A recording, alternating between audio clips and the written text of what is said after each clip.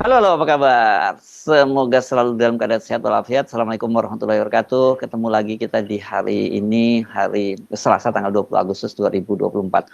Mbak Agi kayaknya di media sosial lagi heboh tuh heboh ya, Mbak Agi. Gara-gara putusan Mahkamah Konstitusi ada dua putusan yang buat heboh tuh heboh dan saya kira kita ngomongin itu aja udah nggak cukup waktunya ya Mbak Agi ya.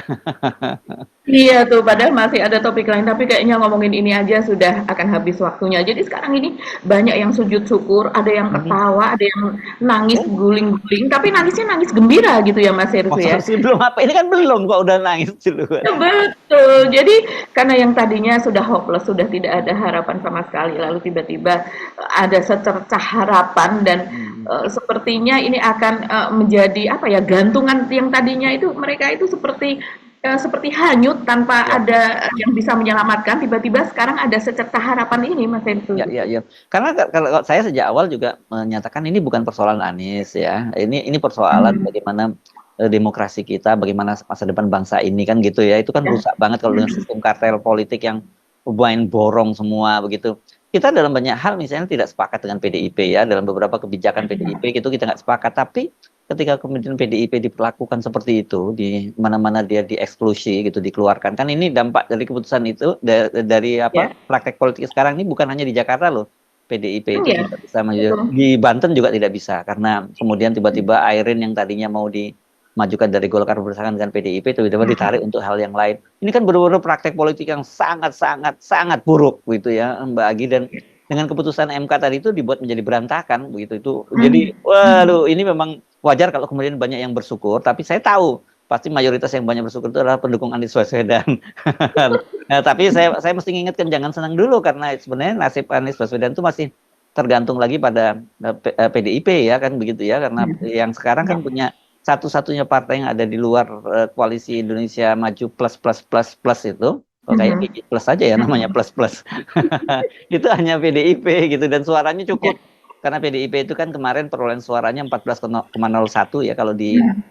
perolehan suaranya di apa Ya. di pileg, sementara jumlah kursinya lebih banyak nih, jumlahnya 15 dari per 10, 15 per 106 itu berapa? 6, 14% 6 kalau nggak salah berapa segitu. Ya, Tapi empat pokoknya belas cukup lah. koma satu 16, Ya, 14,1. oh 14,1 itu suaranya. Kalau anu kursinya kan lebih, Pak.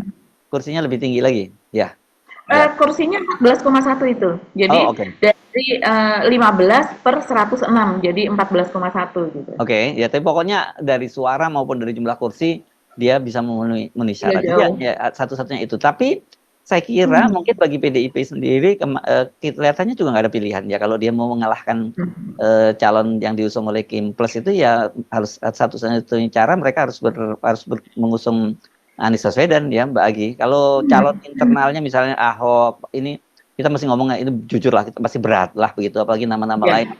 seperti Hendrar Prihadi dan sebagainya. Dan orang sebenarnya ingin bagusnya itu memang kalau Anies dengan Rano Karno misalnya begitu ya, itu kan dapat itu Betawinya dapat, Islamnya juga dapat begitu. Tapi kalau Hendrar Prihadi ini kan masih orang Jakarta belum kenal gitu ya, yang dikenal cuma Anies. Jadi Anies kerja sendirian tuh nanti kalau mencari Hendrar Prihadi yang dicalonkan, kecuali mungkin mesin PDIP-nya jalan. Karena kabarnya Rano Karno mungkin karena lihat situasi semacam ini akan dikembalikan ke Banten, katanya sih begitu saya dengar. Tapi masih dinamikanya masih sangat ramai karena belum tentu juga PDIP mencalonkan Anies, walaupun menurut saya nggak ada pilihan lain lah ya Mbak Gia. Iya, iya, betul. Karena dari elit PDIP sendiri seperti Said Abdullah, terus kemudian juga kemarin ada jumpa pers gitu yang dilakukan oleh Jarod Saiful Hidayat dan juga Adian Napitupulu, juga Profesor Rohmin Dahuri begitu. Mereka juga menyebut nama Anies gitu Mas Hersu, dan terutama berkali-kali itu Said Abdullah mengatakan bahwa mereka mempersiapkan Anies dan Hendrar Priyadi. Memang Hmm. memang nama itu bukan nama Rano Karno ya, walaupun sebelumnya yang ramai beredar sudah dibuatkan poster oleh para pendukungnya itu adalah Anies dan Rano Karno, kan begitu ya Mas Hersu, sudah ramai itu posternya dulu. Ya, Nah, ya. ini sekarang yang Singkatannya bagus Mbak, katanya sabut nama singkatannya itu soto Betawi. Saya nggak tahu gimana kok bisa soto Betawi. Soalnya untuk antitesa dari rawon. kan kan Ridwan Kamil Suswono katanya singkatannya rawon, kan rawon makanan Jawa iya, Timur gitu. Jadi langsung iya aja itu ya. soto Betawi, tapi Anisnya itu dari mana? Anis dan Rano kok soto Betawi. Ya. Iya, tapi banyak kalau untuk singkatan itu ada yang mengusulkan rakus gitu ya, Mas. Itu tentunya yang Iya. tidak memilih mereka Oh, gitu. itu yang nggak seneng Ada itu, yang sirik yang tuh. ridho gitu ya, selain selain rawon gitu ya, selain rawon jadi ada yang ridho, ada yang rakus, ada yang apa, banyak sekali deh singkatan itu kalau yang dibuat di media sosial ya. Jadi memang sekarang berdasarkan keputusan dari MK begitu bahwa persyaratan ini kan jadinya 7,5% gitu ya Mas Hersu ya. Untuk Jakarta ya, karena ada Untuk tingkatan-tingkatannya ya. sekarang. Ya, untuk Betul. penduduk yang 6 sampai 12 juta, 6 juta sampai 12 Mhm. juta itu 7,5% ya. Dan kan Ya.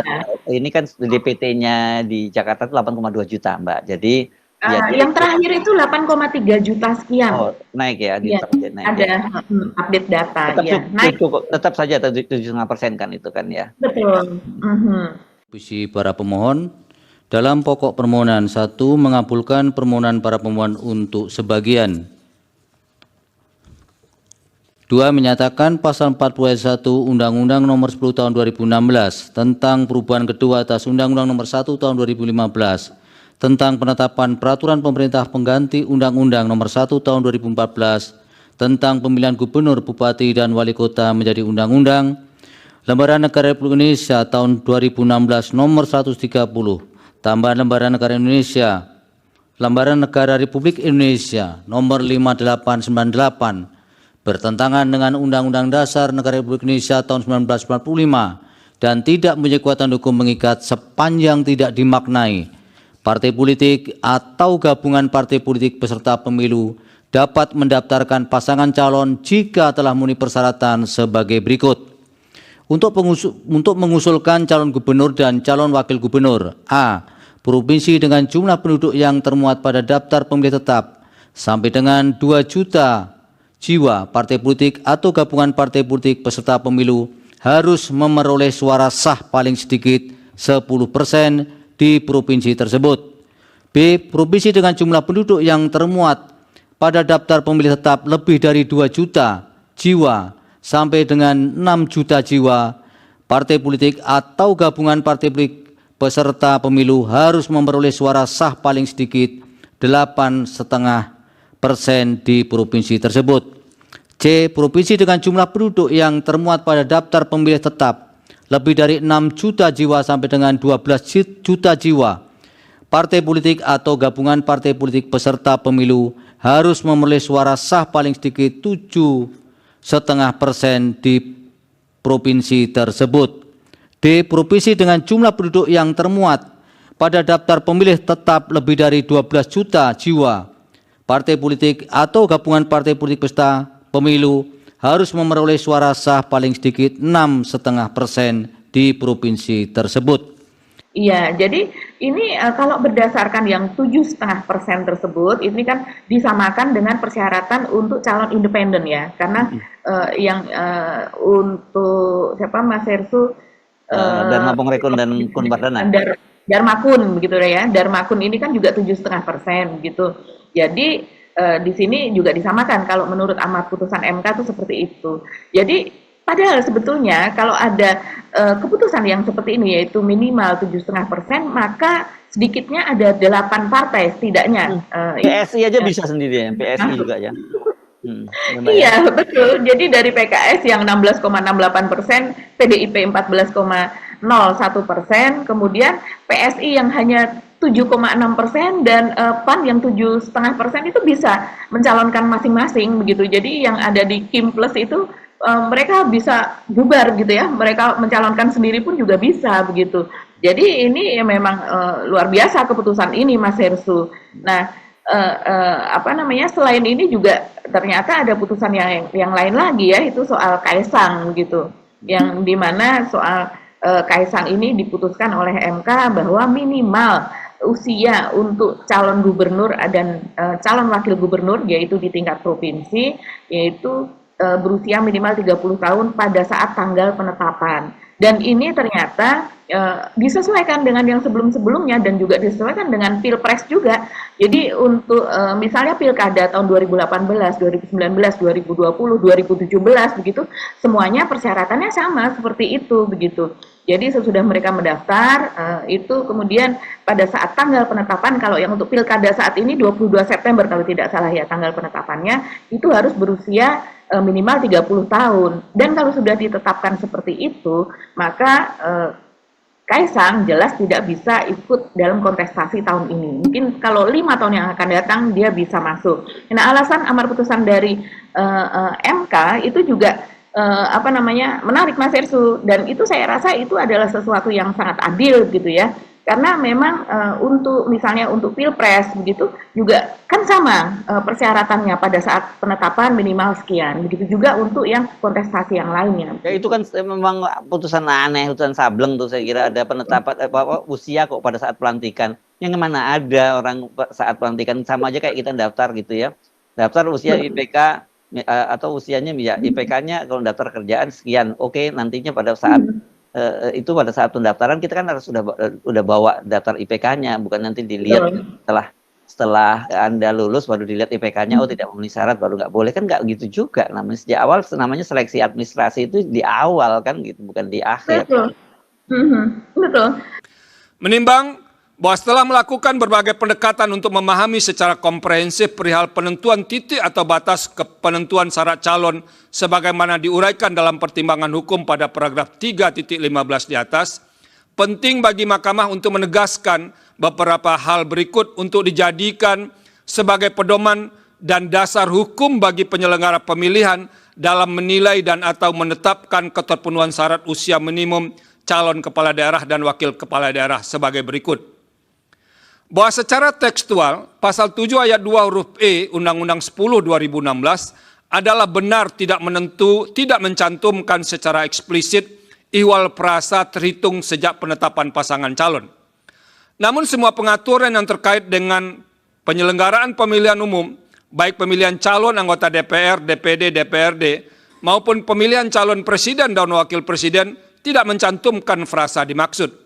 Sekalipun tidak mencantumkan secara eksplisit, secara historis, sistematis, praktik selama ini, dan perbandingan dengan pemilihan lain, penentuan batas usia minimum menjadi kepala daerah dan wakil kepala daerah selalu dihitung atau menggunakan titik atau batas sejak penetapan calon. Penentuan titik atau batas demikian telah menjadi semacam postulat dalam penyelenggaraan pemilihan, sehingga tidak bisa dibuatkan pengecualian dalam kontestasi pemilihan kepala daerah dan wakil kepala daerah. Artinya, jikalau pemilihan kepala daerah dan wakil kepala daerah dikecualikan, yaitu penentuan titik batas usia minimum bagi calon kepala daerah dan wakil kepala daerah dibenarkan pada tahap setelah penetapan calon, sama saja Mahkamah membenarkan anomali dalam hukum pemilihan umum.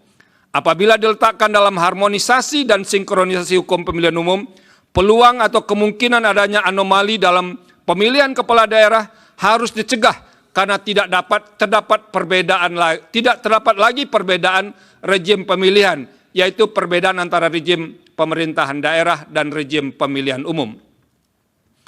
Bahwa pengaturan mengenai persyaratan batas usia minimum calon kepala daerah tidak mengalami perubahan mulai dari berlakunya Undang-Undang 22 2014 sampai dengan Undang-Undang 10 2016, yaitu berusia paling rendah 30 tahun untuk calon gubernur dan calon wakil gubernur, serta 25 tahun untuk calon bupati dan calon wakil bupati, serta calon wali kota dan calon wakil wali kota.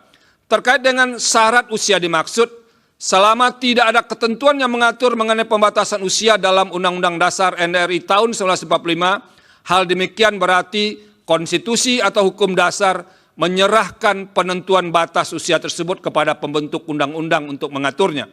Oke, jadi ini memang wajar kalau kemudian PDIP itu bergembira karena mereka ada 2 putusan penting yang buat mereka ini selama ini jadi yang pertama jelas membuat mereka dikuyo-kuyo betul ya, karena memang dampak dari 20% ini dan kemudian sistem yang saya sebut sebagai kartel politik, diborong semua partai-partai politik itu caranya ada yang diiming-imingi, ada yang ditakut-takutin kan gitu. Dalam kasus PKS itu kan diiming-imingi ya, iming-imingi jabatan, iming-imingi macam-macam lah. Kalau Nasdem dan PKB itu kan diancam-ancam begitu ya. Itu kan membuat semua akhirnya bergabung di Koalisi Indonesia Plus kan gitu. Ada 12 partai yang mengusung rawon kemarin itu ya Mbak ya. Bayangkan 12 partai gabung semua dan kemudian membuat PDIP nggak bisa apa-apa kan gitu. Padahal suara kursi PDIP itu besar.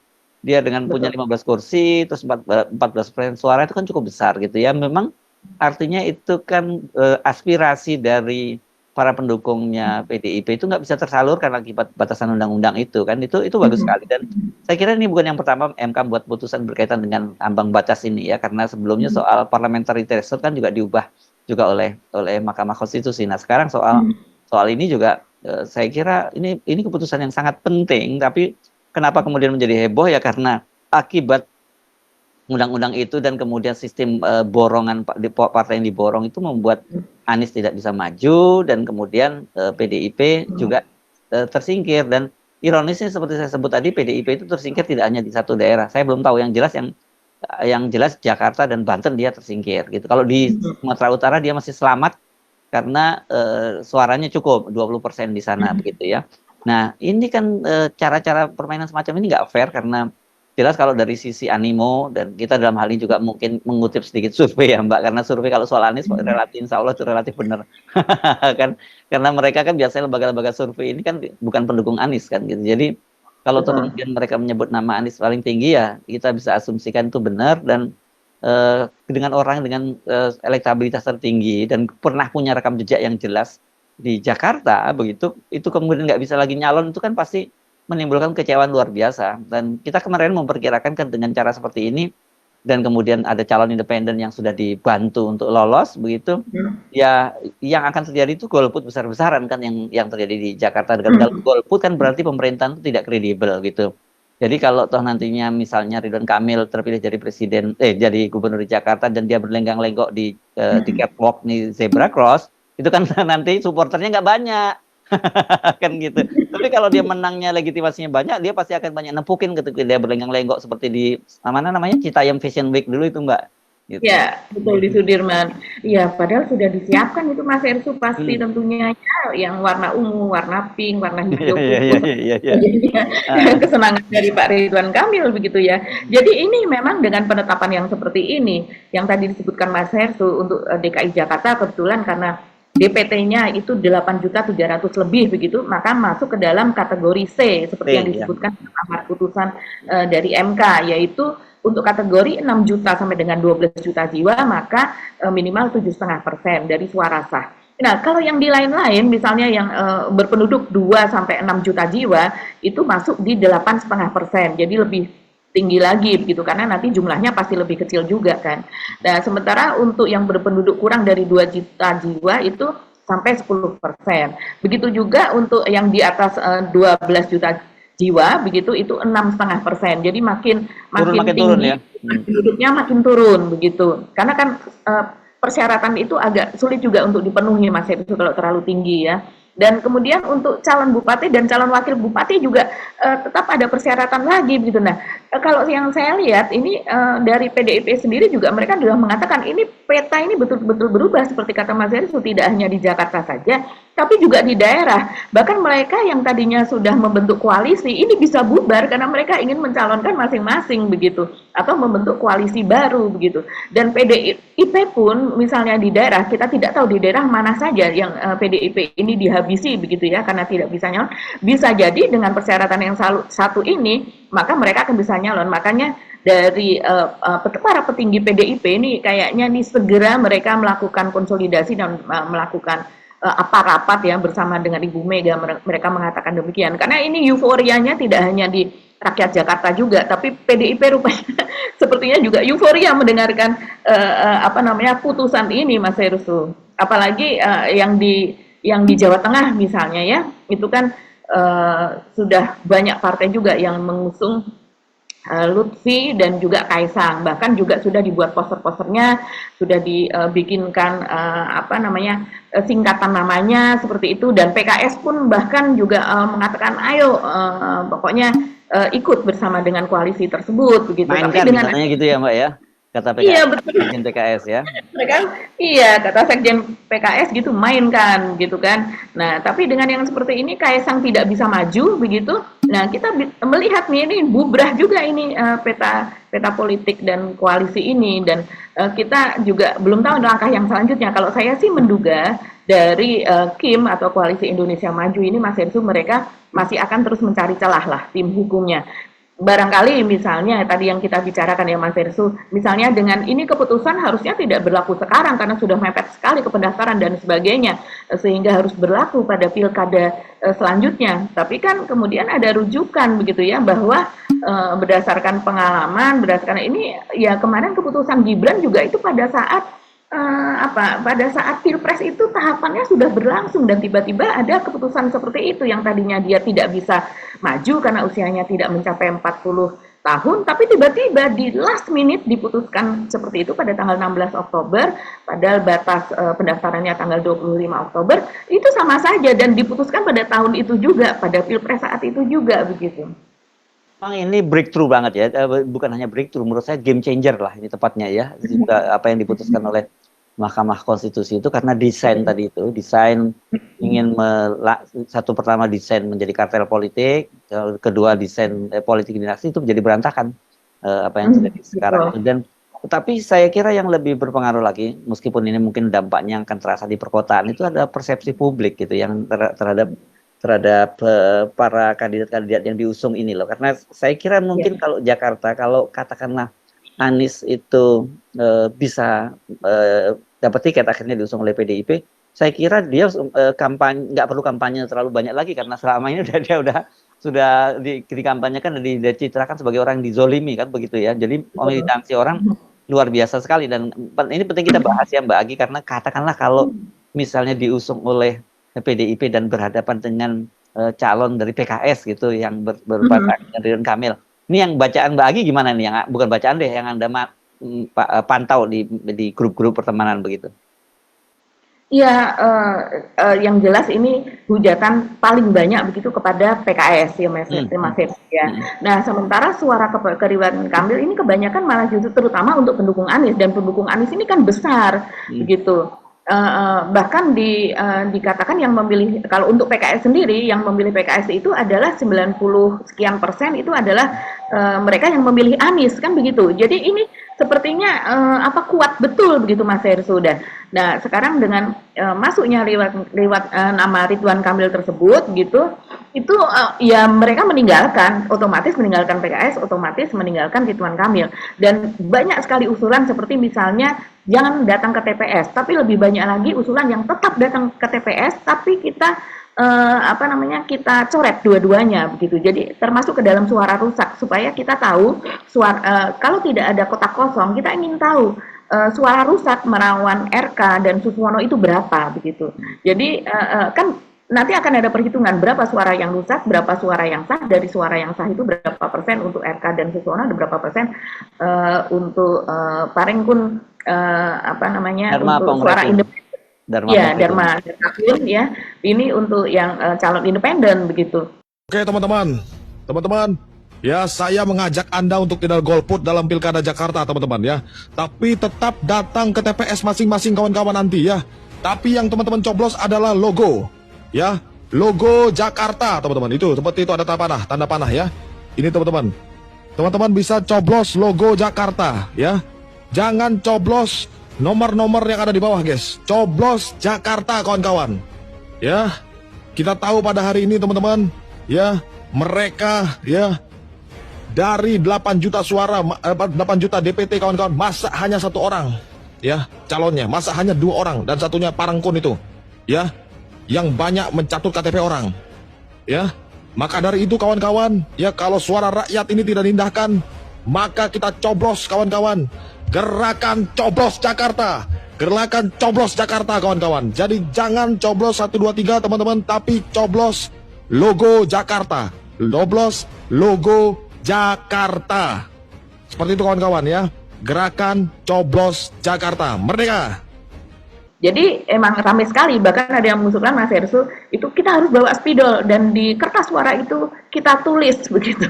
Jadi mereka akan menulis soal suara hati mereka begitu kan ya biasanya kan memang ada rekaman. Kalau surat suara itu ketika dibacakan misalnya pasangan nomor 1 misalnya begitu kan langsung diperlihatkan itu ada rekamannya. Jadi mereka akan merekam kejadian itu begitu. Jadi banyak sekali orang yang kecewa sudah merancang apa segala macam Mas Hersu dan suara terhadap RK juga tidak membaik kalau yang saya melihat begitu ya. Mereka menanyakan apalagi yang untuk Persija RK kan sempat juga. Itu menarik itu ya. Pak ini dia bisa dimusuhin dua kalangan, dimusuhin Viking, musuhin Persija dong jadinya dua-duanya ya.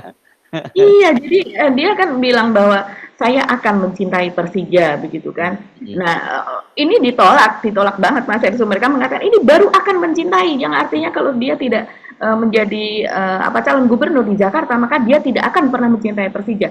Sekarang kalau betul dia mencintai Persija, maka dia harus berani pakai kaos Persija dan kemudian lari-lari atau jalan-jalan di Bandung. Itu luar biasa. Ini saya kalau jangan lari. Saya bayangin jalan di zebra cross ya, lenggak-lenggok di zebra cross saja ya. Pakai kaos orange-nya Persija begitu. Persija gitu ya. Wah seru itu. Saya bisa bayangin seru itu.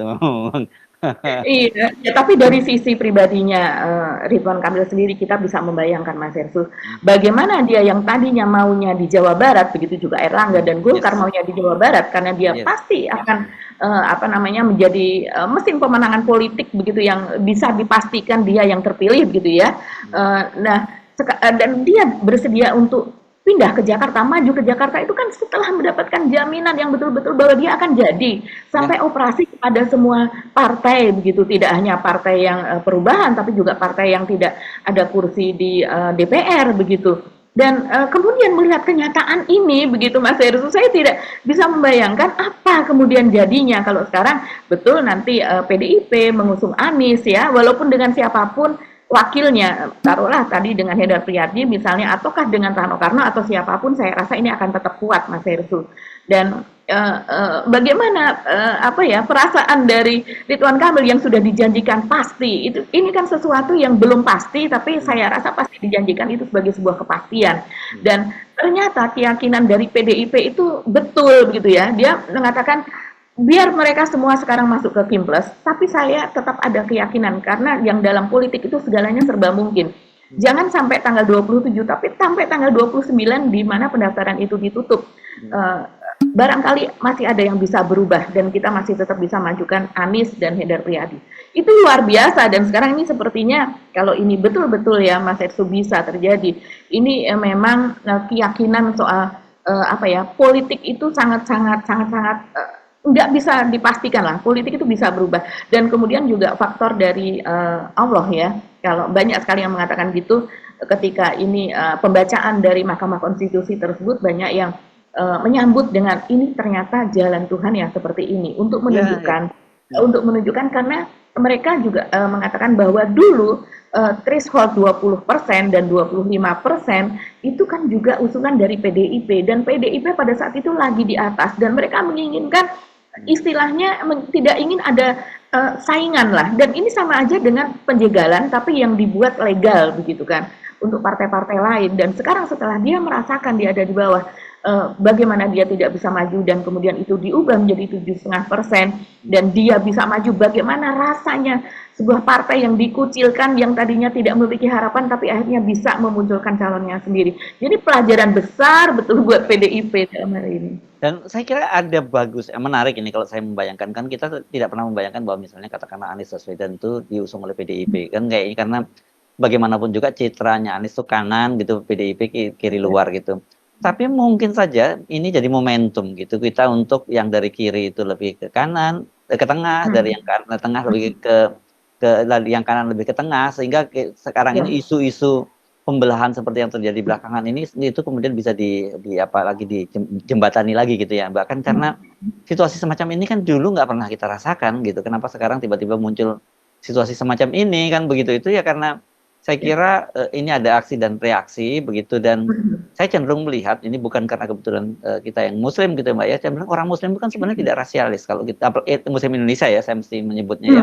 Kan kita ini memang terkenal sebagai Muslim yang sangat moderat gitu ya. Tapi kenapa sekarang menjadi seperti ini? Pasti ada unsur-unsur yang di Islam sendiri yang juga terlampau garis keras kanan. Tetapi lebih umum menurut saya lebih pada karena reaksi saja terhadap karena mereka sendiri kesannya mau dikucilkan gitu kan. Itu yang terjadi kan, kita ingatkan dulu seolah-olah bahwa kalau kita Muslim itu kita nggak nasionalis kan, dulu kan begitu kan ya di era itu di framing kita tidak nasionalis kan, jengkel banget karena sejarah menunjukkan bahwa peran bagaimanapun peran para ulama-ulama kita itu sangat besar sekali ya, karena kebetulan Islam juga penduduknya paling banyak ya, perannya dalam kemerdekaan kita juga paling besar. Tiba-tiba ada orang yang nggak tahu asal usulnya dari mana, tiba-tiba dia nganggap dia paling nasionalis, dia paling Pancasila kan, itu gedek banget kan gitu. Nah yang semacam ini saya kira mestinya nanti ke depan nggak perlu ada lagi terjadi semacam itu. Kita bagian dari rakyat Indonesia, realitasnya oke, lu dulu bagian dari engkong lu dan sebagainya itu bagian dari kolaborator, ya udahlah lupakan itu cerita masa lalu, sekarang kita sama-sama bangun Indonesia gitu, mestinya seperti itu yang kita bayangkan ke depan kan Mbak Agi ya. Betul Mas Hersu. Saya juga memang tidak mempercayai orang yang mengklaim dirinya saya Pancasila, saya NKRI, harga mati dan sebagainya. Seharusnya itu dilihat oleh orang lain. Dia nasionalis loh. Dia betul-betul mengamalkan Pancasila. Itu bukan dia menilai diri sendiri, tapi orang lain yang menilai, begitu kan. Jadi saya selalu tidak percaya dengan orang yang mengklaim seperti itu. Itu biasanya itu sebuah bentuk kamuflase begitu. Yang sebetulnya dia tidak NKRI, tidak ini. Misalnya di medsosnya dia pakai gambar bendera dan kemudian ini. Ya dia seperti itu, tapi juga Mas Ersu, hidupnya hedon, memakai merek luar negeri, apanya Pancasila. Bahkan dia kalau yang dengan UKM atau di pasar dia masih menawar sebetulnya. Tapi kalau yang membeli ratusan juta, dia pasti tidak mungkin untuk menawar karena memang tidak ada tawar-menawar di situ. Jadi ya itu semua bisa menjadi telaah lah nanti ya. Ya, makanya saya kira ini akan bagus juga momentumnya kalau memang betul ini adalah kan kita ini kan pasti banyak orang yang berdoa kok ini negara ini kok kita seperti hopeless gitu ya terhadap negara ini, kita nggak ada harapan lagi situasinya dan kayaknya kekuasaannya Pak Jokowi itu kok merajalela dan seolah tidak ada yang melawan kan begitu ya Mbak, semua bisa ditundukkan oleh Pak Jokowi dan apa maunya Pak Jokowi bersama keluarganya itu terjadi di partai ini, itu terjadi pada elit sebenarnya, pada rakyatnya tidak gitu. Tapi kita percaya banyak orang yang berdoa dan kemudian ya kalau orang Jawa nyebutnya Gusti Allah nggak sari, itu mudah-mudahan ini momentumnya. Kita masih belum bisa selalu menentukan, tapi kita mudah-mudahan ini yang jadi momentum. Dan sekaligus tadi saya menyebutkan kalau memang sampai ternyata takdirnya itu nanti Anies diusung oleh PDIP, mudah-mudahan itu juga merupakan kebaikan, hal yang baik buat kedua belah pihak juga, buat kalangan Islam juga itu menjadi lebih sadar mereka untuk bahwa mereka juga jangan terlampau ke kanan banget, terlalu ekstrem kanan banget. Kemudian buat kalangan PDIP juga jangan terlampau ke kiri banget, karena memang banyak sekali kebijakan-kebijakan PDIP yang selama ini menyakiti umat Islam, dan itu mari kita lupakan gitu hal yang semacam ini dan kita bangun lagi dong ini yang Indonesia yang baru gitu, yang Indonesia yang seperti dibayangkan oleh para founding parent kita dulu kan gitu Mbak Adi. Ya, kalau saya melihat memang Mas Ensu pada saat 2019 gitu ya, dimulai dari 2012-2014, kemudian pemuncak pada Pilkada Jakarta dan kemudian 2019. Ini sayang sekali yang teman-teman non-muslim itu, kalau saya melihat mereka di-using begitu ya, dipergunakan gitu. Dan banyak dari mereka itu yang memang tidak tahu keadaan yang sebenarnya begitu Mas Hersu. Sehingga kemudian mereka bisa terbakar hanya dengan postingan-postingan di medsos yang itu semua adalah rekayasa begitu. Jadi memang pecah belah itu memang berlangsung sangat kuat, sangat luas, sangat dalam, juga diguyur dengan uang begitu kan. Dan siapa sih yang tidak menginginkan Indonesia ini terpecah? Pasti ujiannya tuh di situ, karena kita penuh dengan sumber daya alam, hutan kita yang luas, hasil dari kayu, hasil dari semuanya kita itu bisa dikatakan nomor satu lah kalau dibandingkan dengan negara-negara lain gitu Mas Hersu. Dan itu semua digunakan. Kalau seandainya kita bersatu, maka akan sulit orang luar akan sulit oligarki menguasai Indonesia gitu. Jadi tidak heran kalau kemudian guyuran uang itu digunakan untuk membayar buzzer, dan kemudian buzzer itu tentu saja Tuhannya adalah duit gitu. Jadi mereka disuruh menulis apapun, mereka disuruh walaupun dan buzzer ini tidak selalu yang non muslim ya, banyak yang muslim Mas Hersu, dan saya tahu itu karena anak saya juga bercerita temannya itu juga sholat Mas Hersu, sholat ke masjid, tapi dia butuh uang, dikasih uang ya dia ngebuzzer begitu. Di buzzer itu, dunia perbuzzeran itu sudah diputuskan kalau dia bukan influencer, dia tuh hanya menerima template, hanya menerima template yang kemudian template-nya itu hanya berbeda sedikit-sedikit satu dengan yang lain. Ya. Jadi kalau kita sudah melihat ini, oh ini pasti ini buzzer bayaran, itu yang terjadi. Nah mudah-mudahan dengan keadaan seperti ini, muslim non-muslim bersatu, yang penting itu adalah keadilan dan suara demokrasi begitu. Bisa. Oke, saya kira ini kabar baik. Jadi tidak hanya semata-mata kita kemudian persempit menjadi urusan Anies dan PDIP.